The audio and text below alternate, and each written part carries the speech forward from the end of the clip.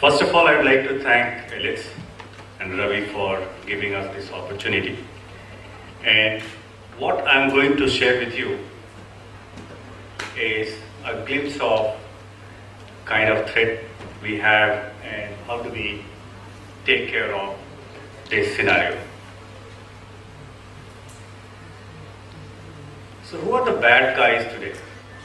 You must have read about this particular group, Anonymous, who similarly attacked large number of banks or even certain government organizations. Or are these people who are basically part of a country's forces? And this happened, what we see here is South Korean, large number of establishments were under cyber attack, and the blame was on the North Korean army. The third one is organized gangs who have large number of people. In fact, they are organized like any other company, and the way they have their entire infrastructure worldwide. And this is from an article basically talking about the botnet and the extent of its operation worldwide. 15 million computers were affected by this particular botnet, and they were controlling and basically passing 40 billion spam emails every day. And it continued from 2006 to 2011 when this particular botnet was neutralized by Microsoft. Or we have some others who just for the fun of it try to get into your system or try to see how strong your and our defenses are. So we have different kinds of people who are attacking our systems, and this slide basically gives you the malware encountered by the region worldwide. Now what our country is in the middle somewhere. Thankfully we are not the red color. And the white here is not that they are not affected, there is not sufficient data to represent it on this particular diagram. So let me also share with you, we have a large organization which looks into this, and they publish these reports. And this is about the malware infection and encounters. The left one, what you see is computers cleaned per 1,000 scans. And the right one is basically the figures for reporting encounter rate. The blue one is for our country, and the gray one is for the world average. So we are way above, and what we see here, the trend, if you see, the first one is it's going up. I'll just contrast it with a country which has much better cyber infrastructure, Singapore. They are halfway the world average in both the accounts. Now let's see what kind of threat categories we are infested with, or our cyber infrastructure gets attacked with. And the maximum number is bombs or trojans. And if you see, the India figures are much, much higher than the world average. Let me show you again the Singapore. Here, if you see there, the rates are much lower than, of course it's a small country, but they have much better measures in place to ensure that their cyber infrastructure is not compromised. We have a large program, as I mentioned to you earlier, where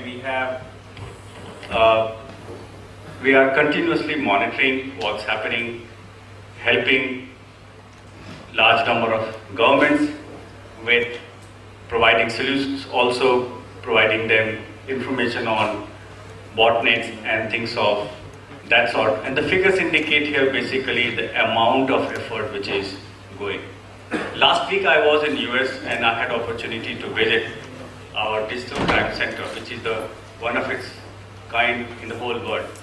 And from there they are basically providing information to large number of countries, and they do it through the CERT. Country CERT is provided information, and there onwards it's their job to take care of or to neutralize that. And they work very closely with government deputed organizations, largely with American and European agencies, but also with other governments. In fact, I was surprised to see that the entry itself was almost like getting into our defense ministry here. In fact, it was more than that. And the glasses there were of bulletproof glasses all around and 3 layers of security. So when I asked why is it so, they said that we are under severe threat from the criminal gangs as well as many other such elements, and hence we have to take care of that. A large number of people who are involved in taking measures against this visit our digital crime center. And if anyone is interested, we can help you out in doing that. So taking this opportunity, I thought let me talk about something which may not sound very big, but is going to prove a big risk factor, and that's basically XP, which is 13-year-old operating system and still in use in many government organizations and also in private sector. On 8th April, that is less than a month from now, we are going to stop providing support on this, and that is going to create certain challenges. And let me just explain, because people say that my network is isolated and hence I don't have any challenge on that. It's almost like saying that I have a patient who is in a room which is completely hermetically sealed.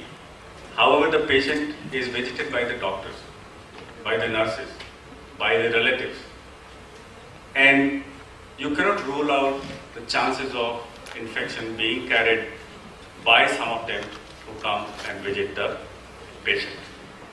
So your network may be completely isolated, but someone from your who are using it may carry something, may use a system to send an email or receive an email, use a floppy drive, flash drive, or there are many other points of infection, and once a system is not supported, you may have large number of challenges.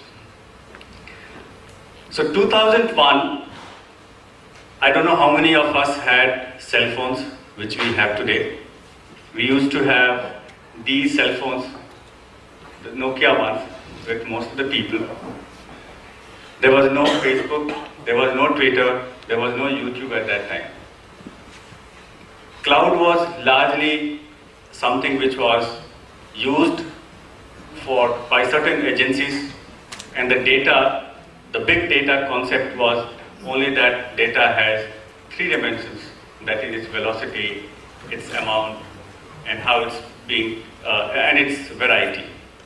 From there, we have come to a scenario today where, on an average, every individual sitting here in this room will be having 2 or 3 devices with him or with her. And those devices you carry to your office, you have your emails coming on that. So similarly, you have lots of your social identities, whether it's a Twitter or Facebook and things like that. And the distinction between what you own and what you are in your office and what you are otherwise outside your office, that is blurring.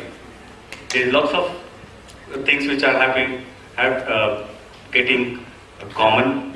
Similarly, more and more people are going to cloud, whether you are using your Hotmail account or your Gmail account or many other, Facebook, Twitter, all of them. And this has increased the threat of cybersecurity. in a big way. And on top of it, if your system is not designed to take care of those threats, and the support is also taken off, we are going to land in a very difficult scenario. And what we see here on this slide is basically evolution of operating systems, what kind of threats were there, and what features these operating systems had. For lack of time, I won't get into that. But what you see here, the XP, which was designed in a scenario where we were largely sitting on our desktop using the computer there. And using that OS and that infrastructure in today's system, which has changed completely after 13 years, will not be advisable. In fact, what we show here is how different elements of ecosystems like Facebook, YouTube, Twitter, etc. have come into and this workhorse has continued from 2001 till today. In fact, most of us, we change our vehicles or cars in a shorter period than this OS, which has been continuously going on. And the time has come to put it to rest. So what impact it has? Suppose you continue to use that. What impact it has? It increases your security risk. There is no one to call. The downtime will increase. And there will be many software issues because your vendor who has developed application on that, many of them are not going to provide you support on discontinued environment. And hence,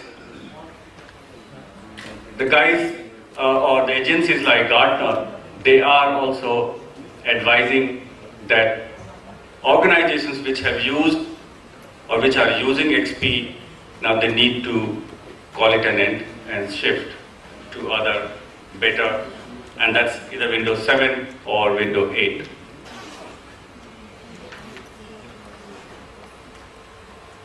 This is the last slide, a little cluttered and complicated one, but this I thought I should share with the people here, that what are the measures we need to take to keep our systems safe and secure.